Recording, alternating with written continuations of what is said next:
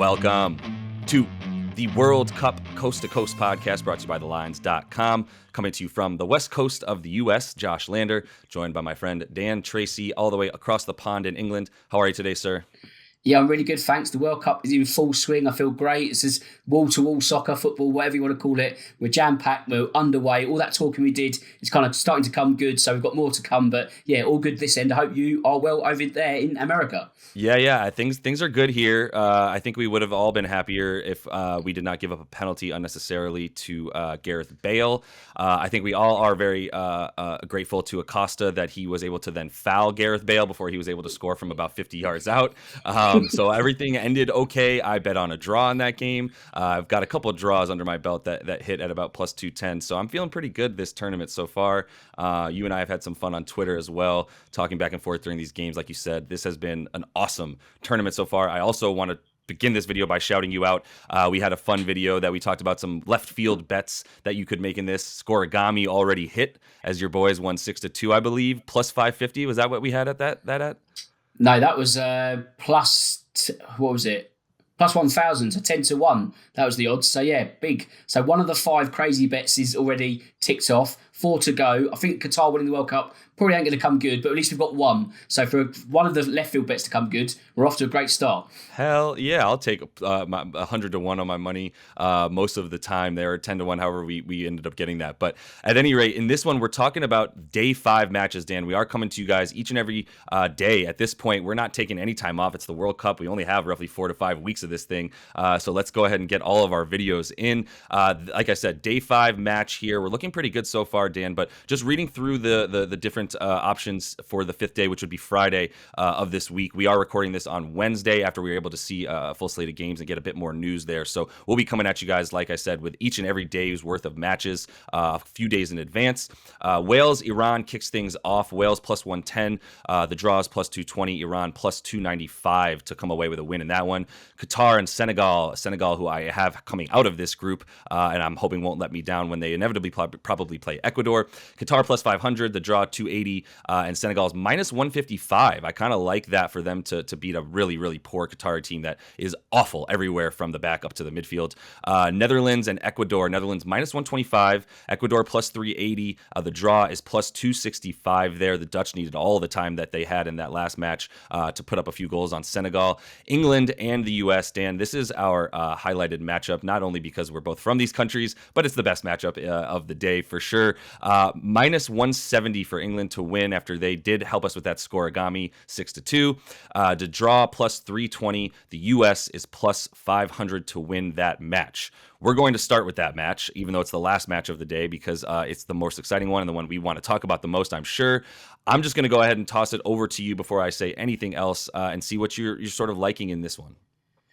Well, I mean, these all come with the caveats that I'm going to be incredibly biased for England. I'm sure you're going to be exactly the same for the US. So if we kind of set the stall first, we can get a better idea of where we're going to go. Now, my American fans that I've built up over the past couple of months, I don't want to disappoint you, but I do feel England are going to win. I think they're going to win quite comfortably, and I feel that for the US, after drawing against Wales, it now becomes a really difficult balancing act between if they are to lose to England, they can't lose by too much, and then they've got to get on the goal hunt against Iran. As we kind of mentioned early in our run of episodes, that was going to be the complexion of Group B. It's come to light already in the sense that England have got 3 points, United States and Wales have got 1. So I feel that the way that the United States finished that game on Monday was going to be quite deflating because first 45 minutes, Wales didn't land a blow. And I feel that had you got a second goal, Wales would never have got back into that. The way that Wales finished, they looked stronger. It's a better point for them. So shouldn't be too deflated. But when you look at the way the fixtures are going next, if you had Iran next as United States point of view, you would then feel a bit more confident thinking, right, if we clear that hurdle, we've got 4 points. We might only need a draw against England in game 3. But Wales have got that advantage themselves. If they get the win against Iran, they might only need a point against an England side which is already qualified, which then boosts their qualification hopes. So you've got to take that into context as well. So in terms of the result, I'm going to go for a 2-0 England win. Now, again, as I say, if United States do lose, it's not the worst result. You know, obviously it's not great, but if they lose by 2 goals, the dream is still alive to a certain degree. If they lose any more than that, then you really are up against it in terms of goal difference. If Wales get a hatful against Iran, which they might not, but if they they get a win, it puts you really behind the eight ball, so to speak. So I feel that at plus 625 for England to win 2-0, if you look at England and the way they got 6 past Iran, that's going to be a bit of an outlier, a bit of a red herring. They're not going to be that dominant because Iran were pretty bad first half. So I feel that, England will find a comfortable performance in their win at 2-0, and I just feel that would be enough to extract a bit of value. And in terms of goals, Harry Kane, of course, he didn't score against Iran, and he's picked up a bit of an ankle knock, but the news I've been reading just the last 10 minutes before recording this, he looks fit to play. Now, by not scoring in the first group game, and this is a man who's looking for the Golden Boot and Wayne Rooney's England record, I don't think he's going to sleep twice in a row. You don't get 2 Harry Kane blanks, or you don't rarely get 2 Harry Kane blanks. So I think that's going to be bad news for the United States. And the fact he didn't score Monday, and at plus 280 with DraftKings, I think it's great news for any punters looking for an anytime goal scorer. Yeah, I think that's all very, very fair, everything you're saying. I would love to come in and have some strong take to give my fellow Americans a lot more confidence coming into this game. I think we all felt a bit shook seeing a six goal performance by this English team where I mean, I think you would agree. Like we were all wondering how they were going to be able to fare putting the ball in the back of the net. And obviously, this isn't their toughest competition, but that was something that I think answered a lot of questions. Maybe even more for USA fans who are wondering if this team would be able to sort of put it on them a little bit more than they even did last time, to be honest. I think we all expected England to dominate even more so the last time that these teams played against each other in a group. At this point, minus 170 for England is enough for me to feel good about betting on them, honestly, to win outright. This is a game where, to your point, I think because things have shifted a bit in the way that the U.S. Wales game played out. At the beginning of that game, we all would have said, if we walk away with a draw, we're fine. Let's just try to put some more goals on Iran than Wales does, and both of us will probably fare similarly against England. Now, especially because of that fair play rule, where the U.S. got like 5 yellow cards against Wales, that's the tiebreaker. The tiebreaker is who has less yellow cards and less offenses because of this fair play rule, which came into effect in the last World Cup, helping one of those teams move on in a tiebreaker there. So I do think that leads the U.S. to open up a bit, right? That does mean that they need to play a bit more attacking, and they can't rest on their laurels. Now, I will say the strength that they had in the first half of last game against Wales does give me confidence that they can put together a few passes and get up the field with the way that their attacking unit looks right now. I think a lot of them are tired. So the last point that I would make about this England-USA game in terms of finding some value is Harry Kane's injury, and then sort of the fatigue and the stamina that we hope to see from guys like Weah and McKenzie right now, who both are going to be super crucial. McKenzie had to not have a good game against Wales as well, and partly because he missed a few matches for Juventus, as we know, so he definitely came back a little bit more winded, and that's what I think we're worried about with this team in the U.S. is how is that second half going to go. I would consider coming out firing in that first half. A little bit more on the U.S. I think that they will have sort of the momentum to come out strong. It's that second half. They are a deeper team than we've seen with the U.S., but once you get to that second unit, England still has the strength there mightily.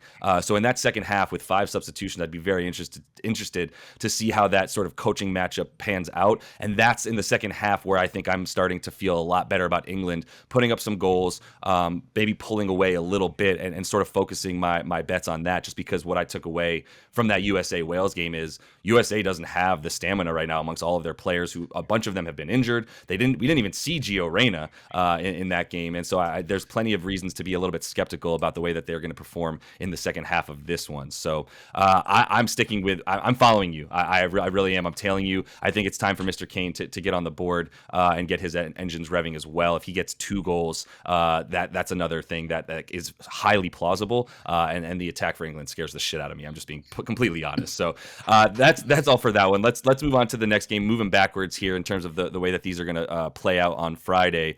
The Netherlands and Ecuador is the next game. The other one that I think everyone in that group is going to be paying extra attention to in Group A, especially as we know that Senegalese team playing Qatar. But Netherlands, Ecuador, minus 125 for the Netherlands. I have actually Netherlands and Senegal to get out of this group at plus 285 right now. That I've got a nice little bit of juice on that. So I'm feeling really good about Netherlands. Well, I'm hoping that the Netherlands are about to put it on Ecuador. They were very slow to start in the last game. What say you about this one?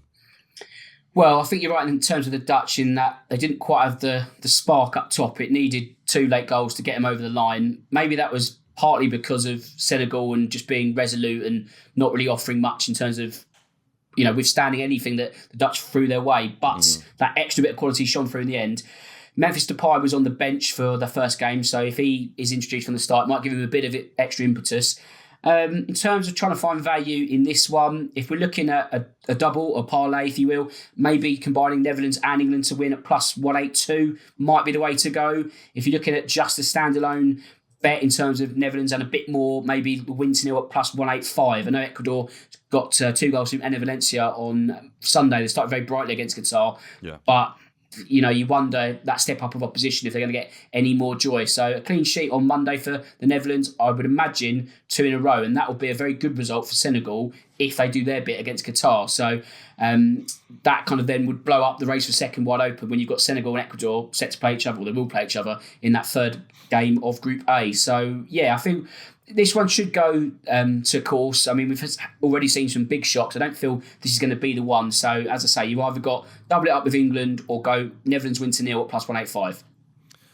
Yeah, I feel that. I don't know what to make of Ecuador's defense, and I really want to take an under on some goals here. I really, really do. I think, if you feel the opposite of that, you're really banking on the Netherlands offense opening up. We didn't see much, as you mentioned, from Memphis Depay. We didn't even really see that much from even like a guy like Luke de Jong, who you might expect a bit more from as well. So, for me, I would love to go under in goals because I don't Ecuador to me, if they were a little bit more impressive. I mean, they had 3 goals, if we're being honest. I don't know we're not getting into the VAR of this tournament. I'm not getting into any of that. But I will focus more on there weren't that many chances that excited me for Ecuador. I think that against that Qatari team who, like I said, they couldn't string more than 2 passes in a row together from their midfield and from their center defense. So, like, what is there to really feel like you've seen from Ecuador at this point? Not much. So, if that defense is look, they didn't get tested in any way. So it's hard for me to feel strongly about them. I do feel strongly that the Netherlands are better. My concern with putting too much stake on this game is, will the Netherlands come out and sort of ramp it up highly, and will they say that's not how we're supposed to play? Let's get the attack going. Let's be the Flying Dutchman that we know, and start flying up the wings a little bit more with a bit more pace. If they're going to do that, which I think is going to be beneficial to them, then that under scares me. But I don't know that seems to be. I'm going to go with what I've seen so far, which is them playing a little bit more conservative, and the goals being a little bit harder to come by. And under 2.5 goals for me is a pretty good bet at minus 130 as well. If you wanted to parlay that with a Netherlands victory and basically predict a 1-0 score, you obviously get closer to about plus 750 on your money there. So plenty of ways to bet that if you agree with my game theory there anyway. So moving on to the next game here on the day, it's what I mentioned, that the Netherlands and Ecuador will be watching Qatar and Senegal kick off 5 a.m. on the West Coast out here in the U.S. I know it'll be more normal for you out there in England, but Qatar, Senegal, I have Senegal coming out of this group with the Netherlands, as I mentioned. So I would love for them to just pummel this team. Is that something that you would be confident betting on in this one?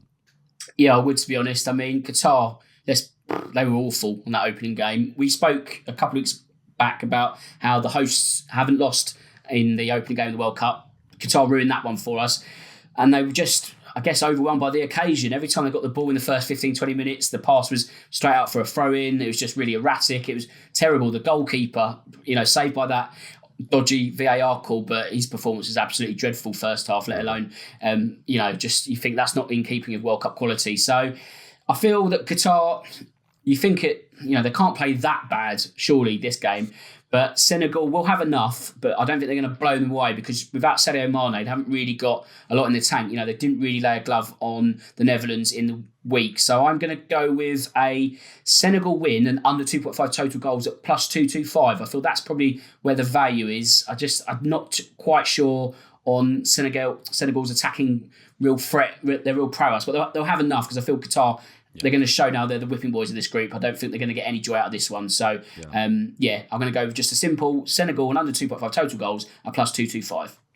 Yeah, it's going to be interesting because Senegal nowhere near as sloppy as Qatar. But I don't think we learned that much from them against the Dutch either, as the Dutch really just dominated at least possession and things of that nature in the first half. So Senegal, a team that if they break away and on the counter, I think I feel a little bit better about it. But to your point, maybe you go the under 2.5 combined with their victory, or predict a 1 or 2-0 victory for them as well. I think 2-0. I could see them breaking away, getting at least one, and then breaking away a little bit later in the second half as well to get another one, as the Qatari will probably be pressing at that point. So I think that's some pretty good game theory, but minus 155 for them to win straight up, not the greatest juice. It's enough for me to bet it though, for sure, as I think it should be closer to like minus 180, to be honest with you. So the last game that we have here for our match, Wales and Iran.